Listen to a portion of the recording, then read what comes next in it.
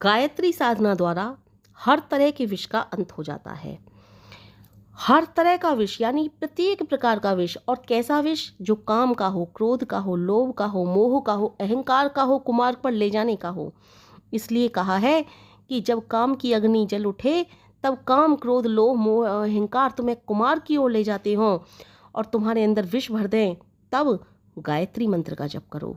यह देवासुर संग्राम जो है ना, वो समाप्त हो जाएगा। देवासुर संग्राम, क्योंकि जब ये सब गुण आपके अंदर प्रकट होते हैं ना, तब कहीं ना कहीं आपके अंदर से भी ये आवाज़ आती है, नहीं ये सब गलत है, नहीं ये सब तुम गलत कर रहे हो, नहीं तुम्हारे अंदर ये विचार जो आ रहे हैं वो गलत आ रहे हैं। तब उसे कहते हैं देवासुर संग्राम। इधर बुरे विचार प्रकट हो रहे हैं तो इधर अच्छे विचार भी प्रकट हो रहे हैं, और ये देवासुर संग्राम समाप्त हो जाता है, विष का अंत हो जाता है।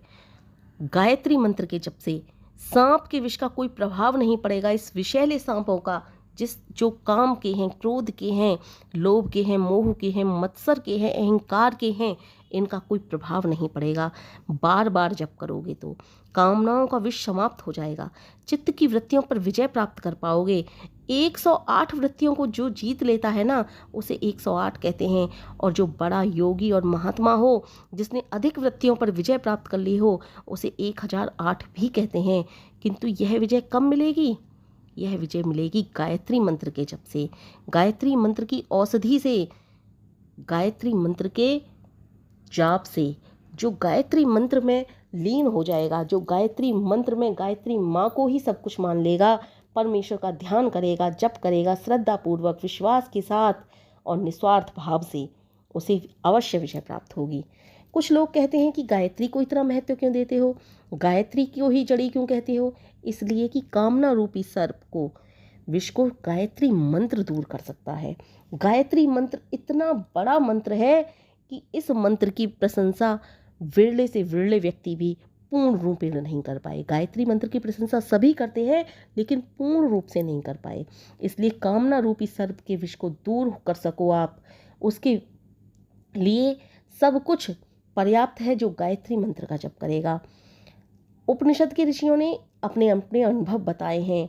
उपनिषदों में ही नहीं, वेदों में भी गायत्री मंत्र की बहुत ज़्यादा चर्चा लिखी हुई है, बहुत ज़्यादा गायत्री मंत्र के विषय में लिखा हुआ है। और गायत्री मंत्र में 24 अक्षर हैं। ये 24 अक्षर कुछ इस प्रकार रख दिए हैं कि मन के अंदर इन्हें बोलने के साथ शरीर के अंदर एक विचित्र सी झनकार उत्पन्न होने लगती है। जैसे वीणा के तारों में से एक तार को हिला देने से शेष सारे तार हिल जाते हैं ना, उसी प्रकार से ये गायत्री मंत्र है। एक तार को छेड़ देने से शेष तारों में झंकार जाग उठती है। वैसे ही गायत्री मंत्र के जप से भी शरीर के सारे मर्म स्थानों में जाकर चोट लगती है। इस बात का ज्ञान जन साधारण को नहीं होता। जो गायत्री मंत्र के जप में लीन हो जाते हैं, तल्लीन हो जाते हैं, उन्हें इस बात की जानकारी भी होती है और अनुभव भी होता है। जब कोई सर्वसाधारण मनुष्य भी गायत्री मंत्र का जप करता है तब उसे जानकारी होती है, अनुभव होता है कि ये सब कहाँ कहाँ पर होता है। क्योंकि गायत्री मंत्र को जपने वाला फिर साधारण नहीं होता, असाधारण होने लगता है। उसका पता उस समय लगता है जब लगातार जाप करने के अंतर मनुष्य योग की अवस्था में पहुंचता है और योगाभ्यास के द्वारा उस पद को प्राप्त होता है जहाँ प्रत्येक जड़ और चेतन भिन्न भिन्न रूप में दिखाई देते हैं। वह उस समय बाहर का यह शरीर भूल जाता है, ब्रह्म शरीर को भूल जाता है, वह ब्रह्म संसार भूल जाता है। अंदर के प्रत्येक स्थान पर प्रकाश ही प्रकाश दिखाई देता है और इस प्रकाश में प्रत्येक वस्तु की वास्तविकता स्पष्टतया प्रकट होने लगती है और न जाने क्या क्या दिखाई देता है। ये मैं इससे पहले एक वीडियो बनाई थी, उसमें महात्मा आनंद स्वामी सरस्वती जी द्वारा बताए हुए अनुभवों को मैं उस वीडियो में बता चुकी हूँ। उन्होंने स्वयं बताया था कि जब गायत्री साधक बहुत दूर बहुत दूर बहुत दूर निकल जाता है तब उसे कैसा अनुभव होता है, उसका कल्याण हो जाता है, उसे प्रभु दर्शन होने लगते हैं। मैं बार बार उन बातों को नहीं दोहराऊंगी और उन बातों को आपको सुनना हो कि क्या बताया था महात्मा आनंद स्वामी सरस्वती जी ने, तो आप उस वीडियो को जाकर के देखिए, सुनिए।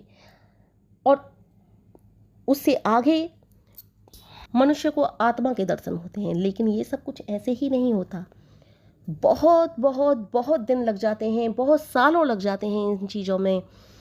और बहुत साल लगने के बाद भी उनको ही दिखाई देता है जो वास्तव में गायत्री में हो जाते हैं, फिर होते हैं परमपिता परमेश्वर के दर्शन।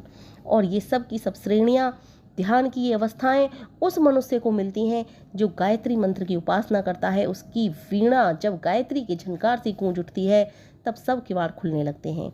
गायत्री की चोट प्रत्येक स्थान पर पहुंचकर मन के मैल को स्वच्छ करती है। गायत्री वह बुद्धि है जिसे प्रज्ञा कहते हैं, जिसे ऋतंभरा कहते हैं। प्रज्ञा और ऋतंभरा शब्द आपको कठिन प्रतीत होते होंगे, इसलिए इसका अर्थ इस प्रकार है कि बुद्धि वह ज्ञान है जो सच्चाई के वास्तविक रूप का रहस्य प्रतीत होगा। आप कहेंगे सच्चाई, सच्चाई तो इसका वास्तविक और अवास्तविकता से रूप क्या, मतलब सच्चाई तो सच्चाई होती है, किंतु यह बात ठीक नहीं। सच्चाई का भी वास्तविक और कृत्रिम रूप है। सच्चाई बदलती रहती है। ऋत उस सच्चाई का नाम है जो कभी नहीं बदलती। आपकी घड़ी में 8 बजे हैं, किसी ने पूछा भाई समय क्या है, आपने कह दिया 8 बजे हैं। आधे घंटे के बाद उसने पूछा समय क्या है, आपने कह दिया 8:30 बजे हैं। दोनों बार आपने सच बोला, परंतु सच बदल गया। इसलिए यह ऋत वास्तविक सत्य है जो कभी नहीं बदलता। उदाहरण के रूप में हम कहते हैं आग जलती है, यह केवल सत्य ही नहीं ऋत सत्य है, क्योंकि आग आज भी जलती है, लाखों करोड़ों वर्ष पहले भी जलती थी, कलयुग में भी जलती है, सतयुग में भी जलती है। बूढ़ा हो या जवान, भारत में हो या अमेरिका में, आग जलने का गुण कभी नहीं बदल सकता। इसलिए बुनियादी सच्चाई को जो बुद्धि जानती है उसे कहते हैं ऋतंभरा, अर्थात ऋत भरी हुई ऐसी वास्तविकता को जानने वाला जो कभी नहीं बदलती बुद्धि।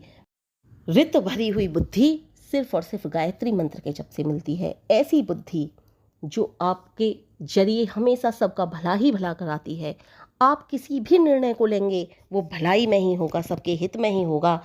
ऐसी बुद्धि वाला व्यक्ति ऋतंभरा बुद्धि व्यक्ति कहलाता है। गोपथ ब्राह्मण में आई एकाद साक्षी मौदगल्य और ग्वाल मैत्रेय की उस बातचीत को सुनिए जिसमें गायत्री की महिमा एक दूसरे के रूप में दिखाई गई है।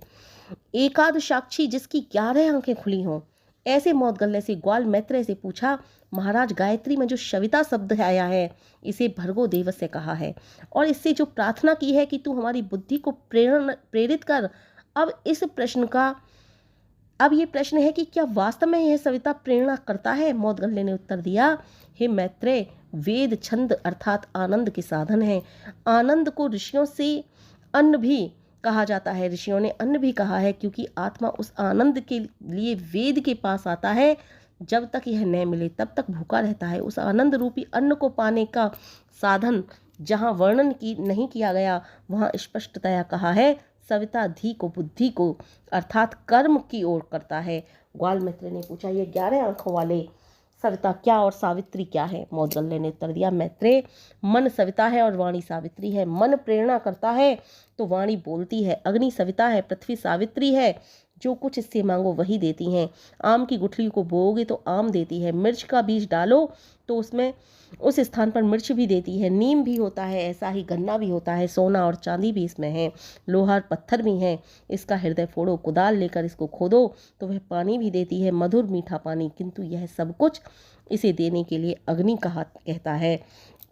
अग्नि इसमें प्रेरणा न करे तो फिर कुछ नहीं होता। इस प्रकार वायु सविता है और वह ऊपर विस्तृत आकाश सावित्री है, आदित्य सविता है और नक्षत्र सावित्री, चंद्रमा सविता है, अन्न सविता है और रात्रि सविता है, मेघ सविता है और वर्षा सावित्री है, विद्युत सविता है और उसकी कड़क सावित्री है। जो इन जोड़ों को जान लेता है वह पूरे 116 वर्ष तक सुख आनंद और भलाई के साथ जीवित रहता है। इसका अभिप्राय ये है कि ये जोड़े क्या हैं, वास्तव में यह विज्ञान की बात है। मौदगल्य ने जो कहा है वह यह है कि सविता शक्ति ने केवल सृष्टि के प्रारंभ में काम नहीं किया, अब तो आज भी वह करती है। भिन्न भिन्न रूपों में वह शक्ति दूसरी वस्तुओं को प्रेरणा करती है। जो मनुष्य इस विज्ञान को जान लेता है, गायत्री की उपासना करके ध्यान में लीन होकर जो देख लेता है कि कौन वस्तु किसको प्रेरणा कर रही है, उसके लिए इस संसार के रहस्य प्रकट हो जाते हैं। क्योंकि ध्यान में वह सब कुछ देखता है, उसे ध्यान में सब कुछ दिखाई देता है। यह मैंने एकानंद स्वामी सरस्वती जी के अनुभवों की जो वीडियो बनाई है उसमें स्पष्ट रूप से लिखा है, बोला है। उनकी ही बताई हुई बातों को मैंने अपने शब्दों में उतारा है। तो सब कुछ ये रहस्य एक दिन खत्म हो जाते हैं गायत्री साधक के लिए। सब कुछ रहस्यों को वो जानने वाला हो जाता है, सारे रहस्य प्रकट हो जाते हैं। जब ये रहस्य प्रकट हो जाएं तब मनुष्य पूरे 116 वर्ष तक प्रत्येक प्रकार के सुख और आनंद को भोगता हुआ जीवित रह सकता है। इस प्रकार गायत्री मंत्र आयु को भी बढ़ाने वाला होता है। अब मैंने तुम्हें इतने सारे गायत्री मंत्र के फायदे बताए, इतनी सारी बातें बताई। अब इस तरह की बातों को जानने के बाद भी कोई अभागा व्यक्ति ही होगा जो गायत्री मंत्र का जप ना करे।